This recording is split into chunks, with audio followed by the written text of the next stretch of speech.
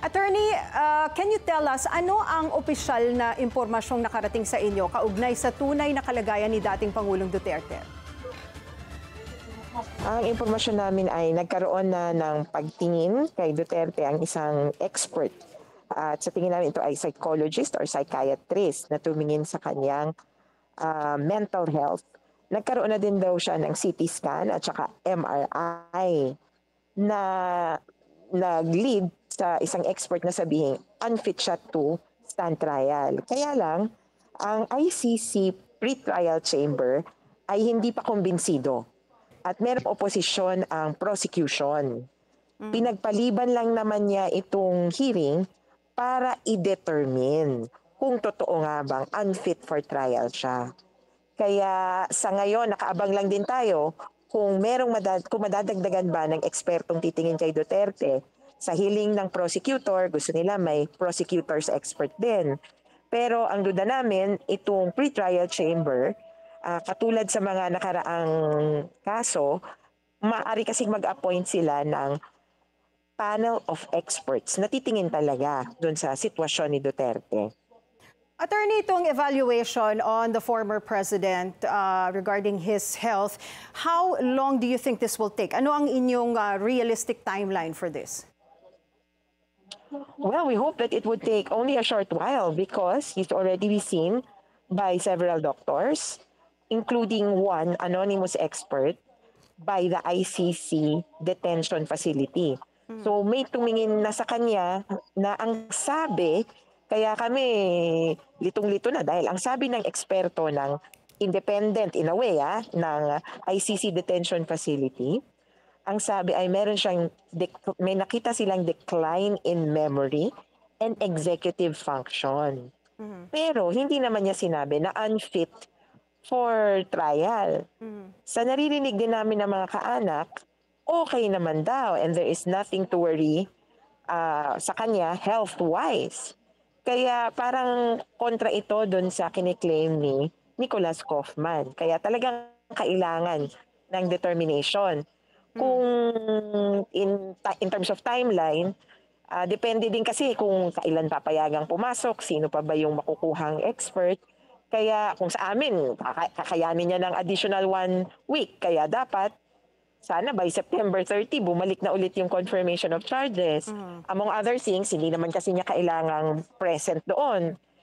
Pero kung ano't ano man, hayaan mo na bigyan natin ng panahon. Siguro kahit 1 buwan, sapat naman siguro yon. Kaya sana before 2025, magkaroon na ng final finding tungkol sa fitness for trial niya. And then eventually, magtuloy na nga ang confirmation of charges hearing. Ano ba ang standard of proof na ginagamit ng ICC to determine if one is fit to stand trial? Hello? Attorney? Hello? Yes, oo. Let me... So, standard of proof? Yes. Tama ba? Para Hello? ma-determine ng ICC if one is fit for trial, to stand trial. Yung technically, it's a test. So, it's the Pritchard test. It's a common law principle.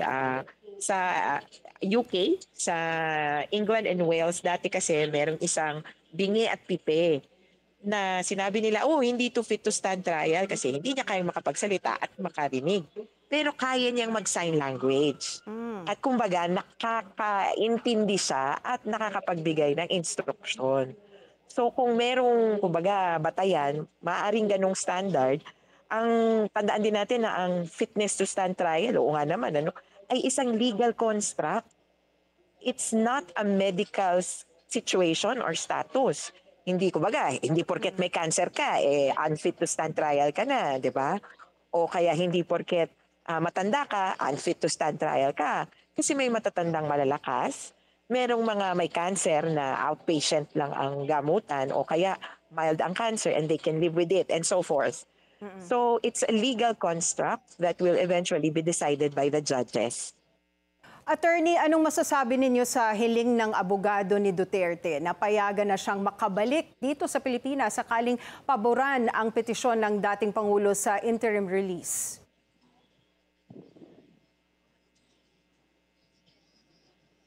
Attorney? Okay, tatry nating Oo. balikan. Oh, there. Hello? Attorney, Kung yes? makabalik siya, kung gusto nilang pabalikin siya para daw gumaling. Oo, hello, narinig na? Yes, yes. We can hear you, Oo. attorney. So Go ahead. sinasabi ni Kaufman na pabalikin na lang sa Pilipinas para umalwa na ang kanyang pakiramdam.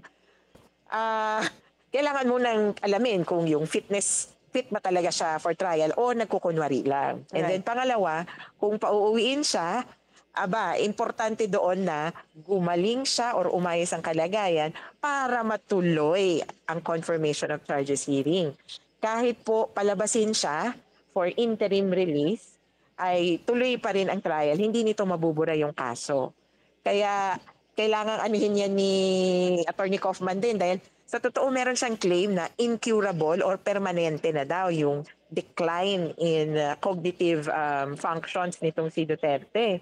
Kung permanente, bakit pa uuwi?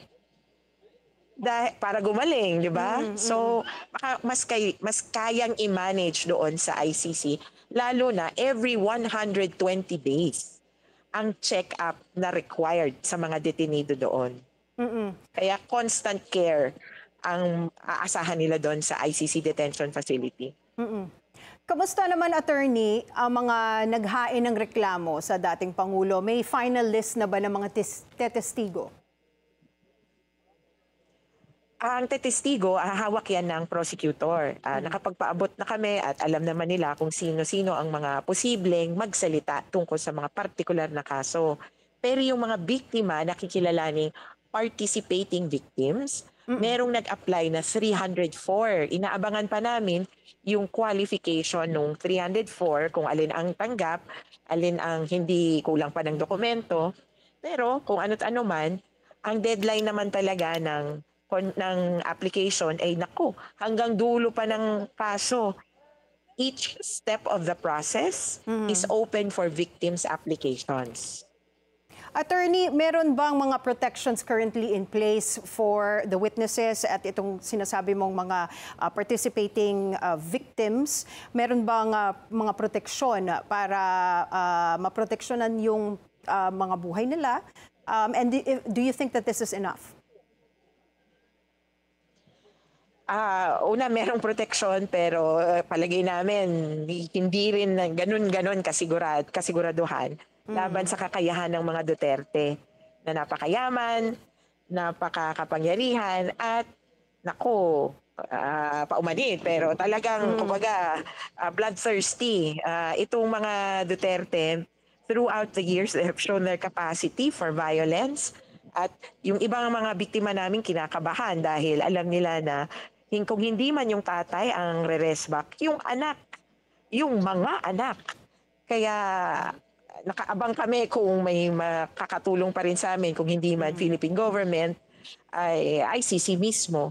Pero sa batayan kasi ng ICC sa ngayon, wala sila talagang maibigay na malinaw at kumbaga, malaking proyekto para sa mga biktima. At hindi nila kaya yung parang sa Amerika na proteksyon na parang bibigyan ka ng bagong buhay, bagong pangalan. Hindi to parang pelikula. Ang para sa kanila nga, ang pinakamainam na reparations o parang pag-repair ng buhay ay bumalik dun sa dating buhay o manatili dun sa kanilang kinaroroonan at doon magsimulang muli. All right, thank you very much for your time. ICC Assistant to Counsel Attorney Cristina Conti.